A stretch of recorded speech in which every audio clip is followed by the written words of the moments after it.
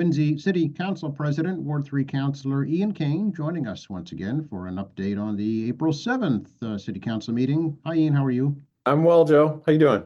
I'm good. I'm just waiting for the real spring to arrive here in New England. Yeah, we're stuck in the tease land.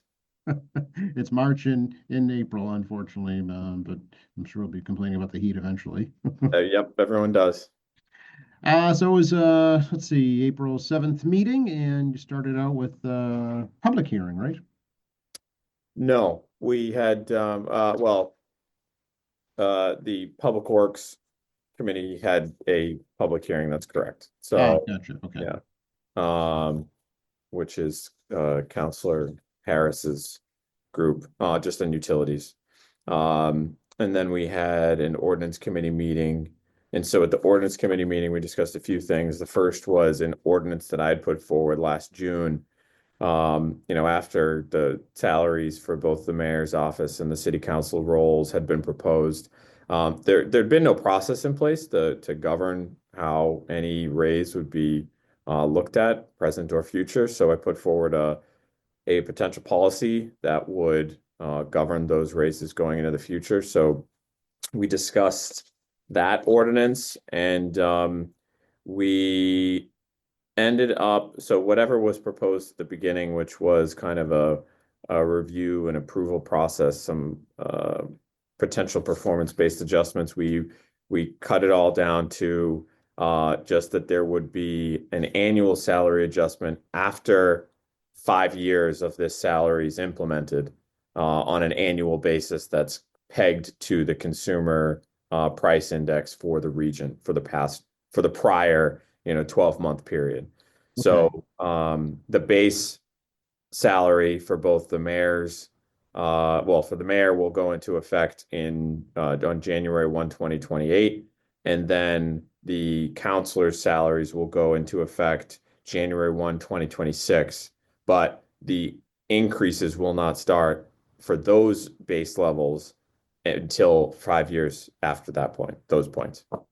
Gotcha. Okay, right. I was able to watch that portion, and that was based on an amendment offered by Councilor Ash, just kind of to, as you say, remove the independent salary review committee proposal, remove the performance-based adjustments proposals. So it seems like, Ian, it takes the public input process of the salaries out of the equation. Are you okay with that?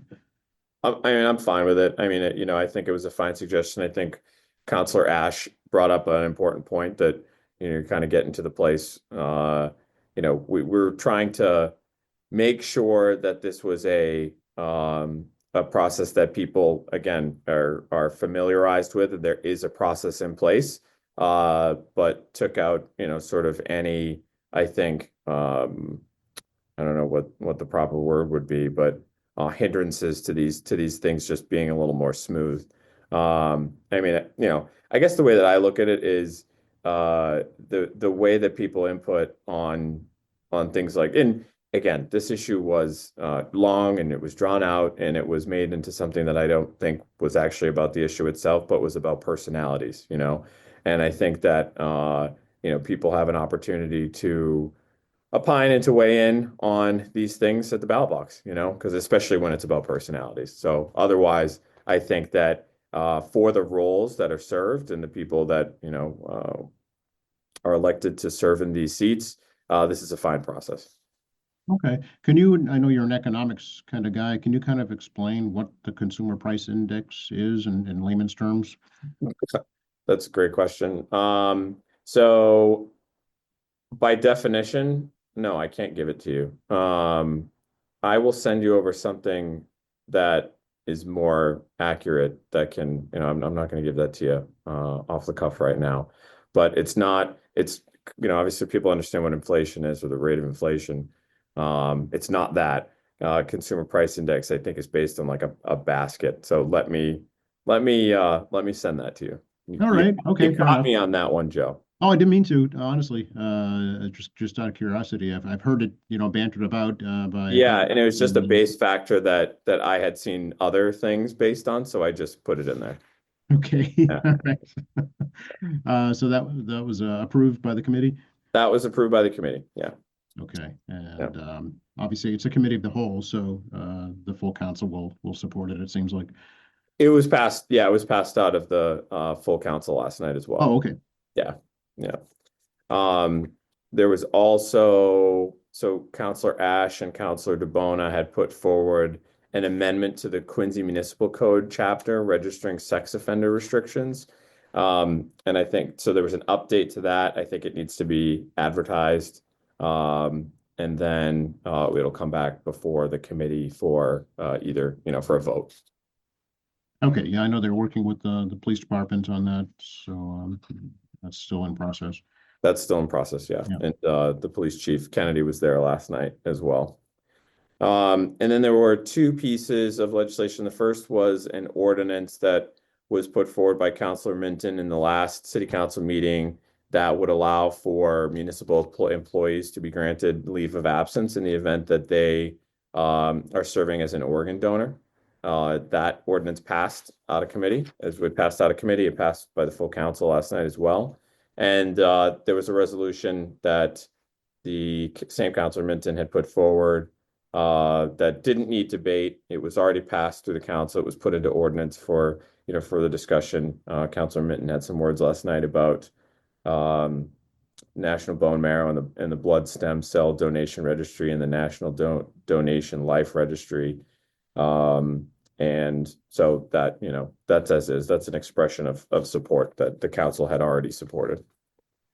Okay, very good. Then you Okay. have full council meeting. Yep, then the full council meeting, we had one group, we had the North Quincy High School girls basketball team in last night. Councilor Campbell honored them. There must have been 20, 25 of them that came, which was really cool. Student athletes, all-stars, state play, the whole bit. They were very grateful for their recognition. And I know that Councilor Campbell, whose daughters had probably grown up with these girls, had known them for a long time and appreciated their hard work. We also recognized Councilor Ash and Councilor DeBona recognized Autism Awareness Month.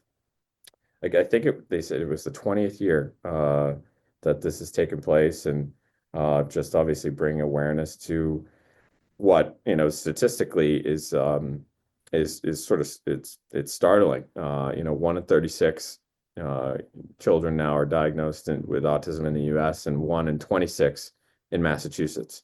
Those numbers seem to be climbing, but we're very fortunate in Quincy to have access to resources between education and social services that are bringing much needed support to families in the community. We had a presentation last night from DPW Commissioner Al Grazioso on the roadway work. This is the bread and butter.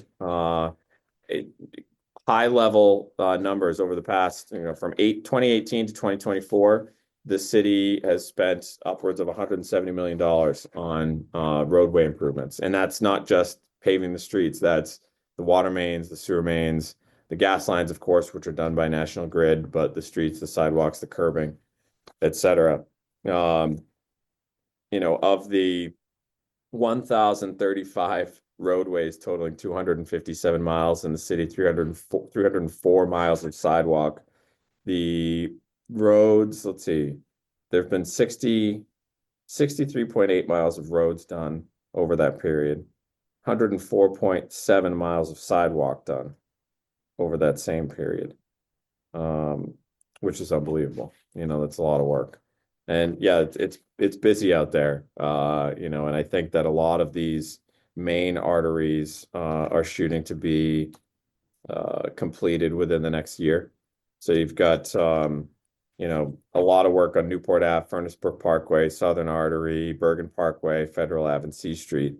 And a lot of these roadway projects, the funds for the projects, which in total are about $42 million, are funded through National Grid, federal, and state grants. And it was interesting because I think Councilor DeBona said last night, this doesn't come from the taxpayers. Yes, it doesn't come from the city taxpayers, but it comes from some taxpayers, eventually. It's kind of an interesting thing. Even the National Grid, which is rate your ratepayers, and so it all comes from your pocket at the end of the day, but it's just you don't feel it as much. But it's nice to have those offsets, I suppose. It's, That's a yeah, just consider figured.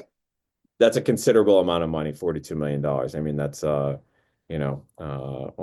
that's more than a fourth of the work that's been done. So Yeah, it's just bigger pockets, that's all. yes, yeah, different Yeah, pockets. different bigger pockets, right?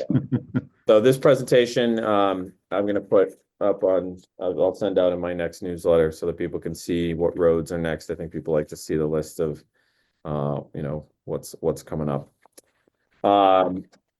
After that, there's an ordinance put forward for the mayor's office amending the municipal code around animal control. So that was just put into ordinance committee. And there was a gift for $100 from Quincy Mutual Aid Association to the DARE program. Very good. And your next meeting? The 14th, it's next Monday. Oh, okay. Yeah. Oh, because the 21st is a holiday, right? Yeah, next Monday. So Okay. Any items on the agenda you can share right now?